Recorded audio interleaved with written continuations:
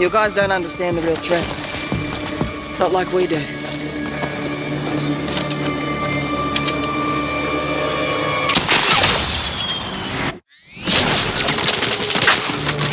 Hurry, stay low! If I go to work with my enemy to survive, so be it. For now. Either we fight those things together, or die alone.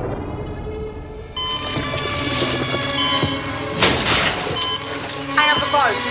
No. Do not touch him.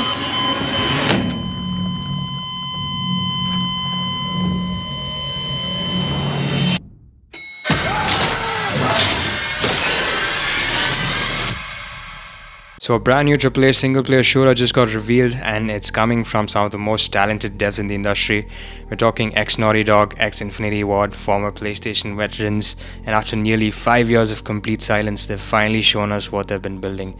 This is Crossfire. So let's start with the team first, because this is honestly the most exciting part of the story. The developer behind Crossfire is a Los Angeles-based studio called That's No More Entertainment, founded back in 2021 with over $100 million in funding from the South Korean gaming giant Smilegate.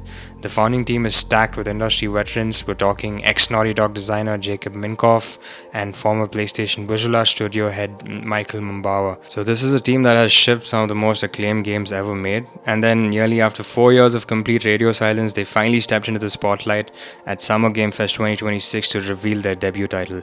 This is not a small indie passion project. This is a big budget AAA swinging for the fences kind of a game. So what's the game about? You play as Layla, a gun for hire on a reconnaissance contract in the Atlas Mountains, a mission that quickly spirals into a harrowing struggle she cannot survive alone.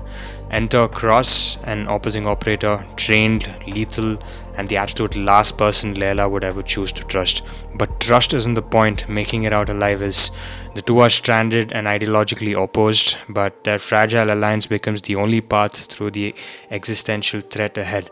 And on the casting front, Layla is played by Claudia Domit and Cross is played by Ricky Whittle. Big names, high production value, this already screams cinematic quality. I'm getting serious Spec Ops, the line energy from this.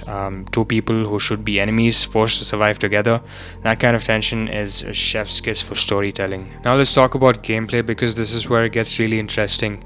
The headline mechanic is something they're calling adaptive cover, described as a transformative new cover system. Instead of snapping to fixed waist-high walls, players survey their surroundings and dynamically maintain cover. You can stealth, engage, reposition, and flank all fluidly. Combat is described as high tension and deliberately lethal. A single bullet can end a fight. This is not a run and gun. This is a tactical precision game. You think before you shoot. Traversal through the Atlas Mountains is also highlighted as a distinct feature, with That's No More describing it as a genre-defining system in its own right. So between the cover system, the lethal combat, the traversal mechanics, this feels like a game that wants to reward patience and smart play. That's right up my alley. Now I know some of you just raised an eyebrow because Crossfire isn't a brand new IP. It's based on the franchise operated by Smilegate, which was historically a massive free-to-play multiplayer shooter, widely popular in Asia but largely unknown in the West as a premium experience. The failed Crossfire X on Xbox definitely left a bad taste for some people, and I get that. But here's the thing, this is a completely different direction. Single player, story-driven, premium.